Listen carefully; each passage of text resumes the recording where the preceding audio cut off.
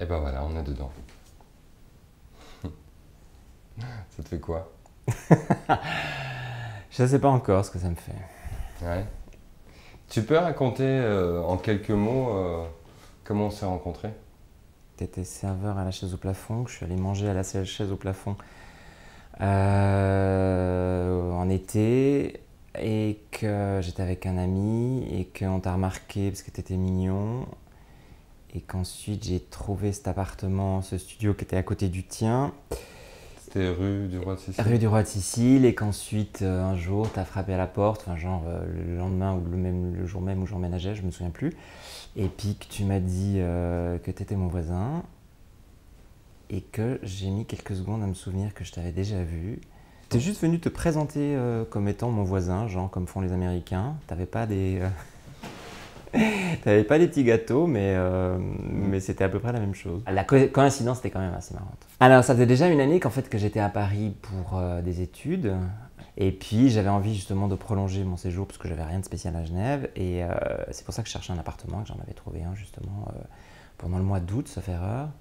Et tu peux expliquer un petit peu ce que tu faisais comme étude? Je finissais un DES, je crois que ça s'appelait à l'époque, ou un DEA, et, sur Pétrarque, et d'ailleurs que j'ai fini la première année où j'étais à Paris, et ensuite justement à partir du moment où en fait, finalement on s'est rencontrés, sauf erreur de ma part, à ce moment-là j'entamais vraiment à proprement parler ma thèse. Et comment tu es venu à ce domaine en particulier? Quand je me suis inscrit en lettres à Genève, à l'époque on devait choisir 3 branches pour faire cette licence. Alors le français s'imposait, j'avais appris entre-temps que je pouvais faire de la sociologie en 3e branche, et puis il me manquait en fait, parce que c'était exigé à l'époque, une langue étrangère. J'avais été voir la présentation de médiéval, de français médiéval, qui était donnée à l'époque par le prof de Genève qui s'appelait Charles Mella. Et j'ai appris que le français médiéval pouvait être considéré comme une langue étrangère. Il m'a totalement emballé, et c'était bon. C'était la première fois que tu as emménagé à Paris? C'est la première fois que je sortais de Genève, ouais. Enfin, quand on s'est rencontrés en 98, ça faisait un an que tu étais à Paris. Ouais, exactement. Et Paris t'avait fait rêver? Si, j'aimais bien la ville, mais je n'avais pas forcément de fantasme particulier sur Paris. J'aimais bien Paris, mais... Comment tu l'avais trouvé en arrivant? Alors la première semaine que j'ai vécu à Paris, mais alors donc à ce moment-là j'avais la chambre à l'école normale, assez difficile parce que j'étais tout seul. Je vivais une expérience qui pour moi était la première, c'est-à-dire de vivre complètement en dehors de chez moi et pas pour des vacances. Et en fait, de n'avoir personne à qui raconter tout ça. Et en plus, à l'époque, il n'y avait pas de portable, donc vraiment, je ne pouvais pas appeler à tout bout de champ quelqu'un pour dire « Tiens, j'ai fait ci, j'ai fait ça aujourd'hui ». Bon, ça a duré qu'une semaine, c'était pas très long. Pourquoi une semaine? Parce qu'après, justement, Astrid, la sœur de cet ami Gérard que j'avais à l'époque, elle est arrivée, et puis du coup, on se voyait, et je pouvais raconter, enfin, je pouvais échanger, quoi. Et quand tu étais gamin, tu rêvais d'un métier? Rien.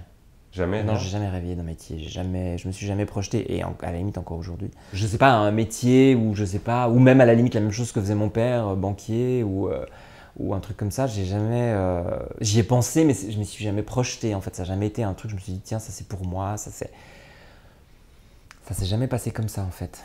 Et quand on te demandait qu'est-ce que tu veux faire quand tu seras grand, tu disais quoi?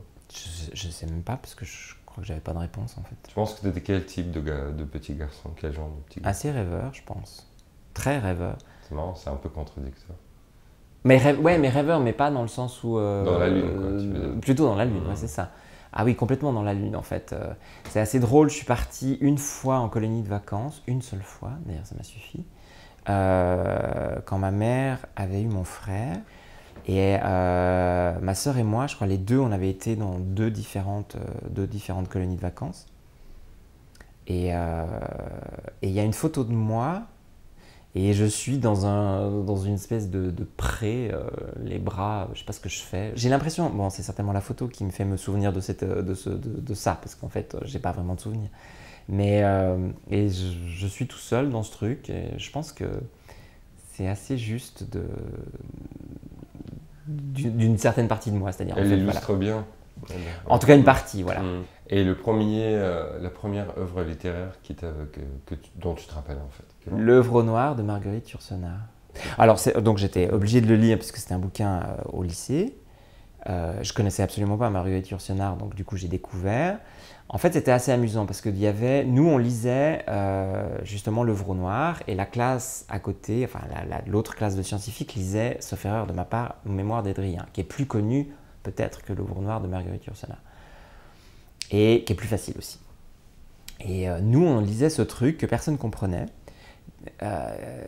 Parce que ça parle d'alchimie, parce que c'est à la fin du Moyen-Âge, je ne sais pas pourquoi les gens ne comprenaient pas, enfin bref. Et ce qui m'a plu, parce que c'est là par rapport à la question que tu poses en termes d'œuvre littéraire, c'est en fait la langue qui m'a plu aussi.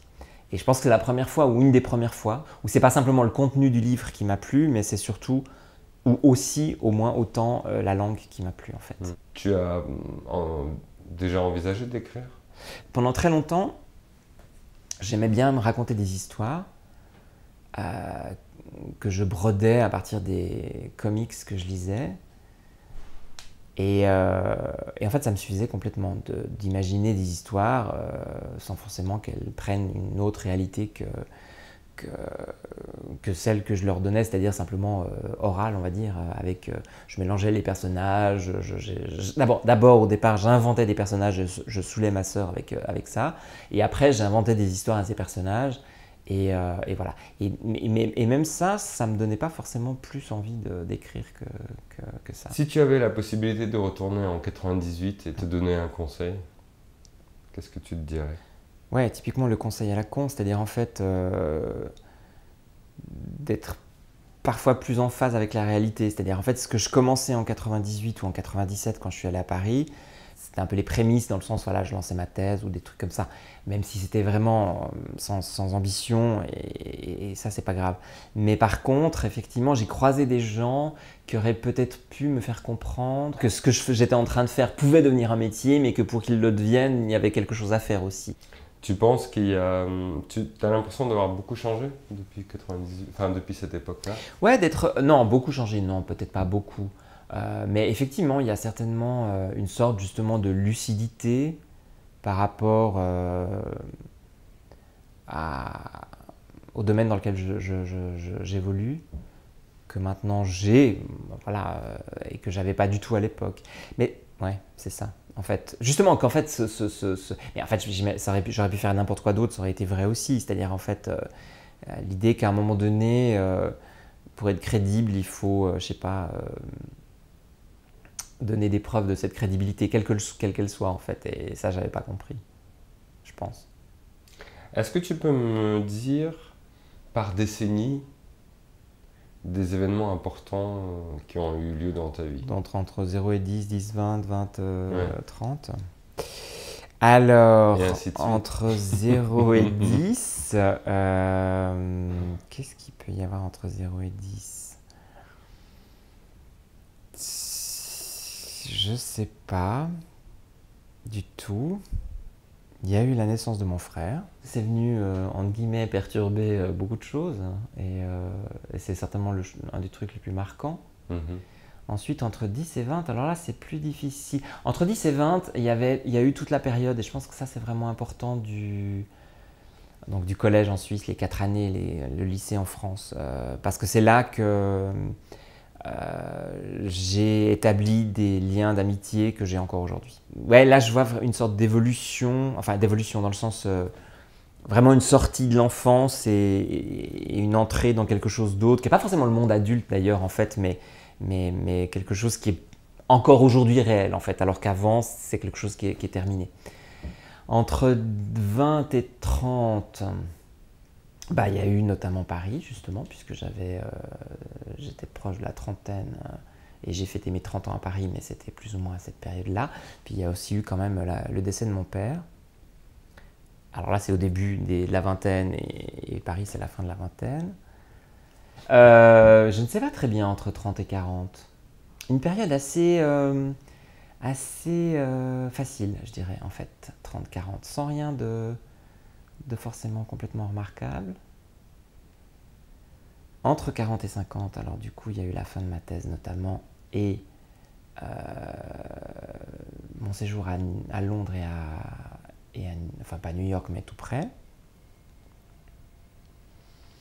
Et puis maintenant, c'est le début de la cinquantaine, enfin encore plus ou moins le début, et il y a eu le décès de mon frère. Il peut y avoir encore plein de choses, mais disons que pour le moment, c'est ça. Je dirais. Alors je ne résume pas ces décennies à ça, mais disons que c'est des choses qui certainement ont compté. Et d'une façon générale, ta première rencontre avec la mort, c'était dans ta vie? C'était mon grand-père. Ouais, c'était à quel âge? Maternelle. Je devais avoir 6 ou 7 ans. Après, c'était encore une fois très abstrait parce que j'ai pas vu quand il est mort, j'ai pas vu, je crois même... Est-ce que j'ai vu son... Est-ce que lui dans le cercueil, je suis même pas sûr. Tu t'étais rendu compte de ce que ça voulait dire? Non, c'est marrant parce qu'en fait... Non, je crois que je ne m'étais pas rendu compte. Alors maintenant, j'arrive pas très bien à me souvenir. Je pense pas que c'était à cet âge-là. Parce que là, ça aurait été quand même un peu tôt.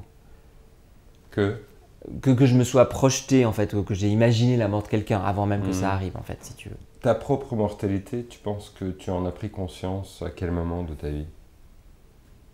Enfin, oui, non, c'est vrai qu'il y a des choses, j'y ai certainement déjà pensé, mais c'est pas non plus quelque chose qui m'obsède ou à quoi je pense beaucoup. Et ça serait quoi, alors?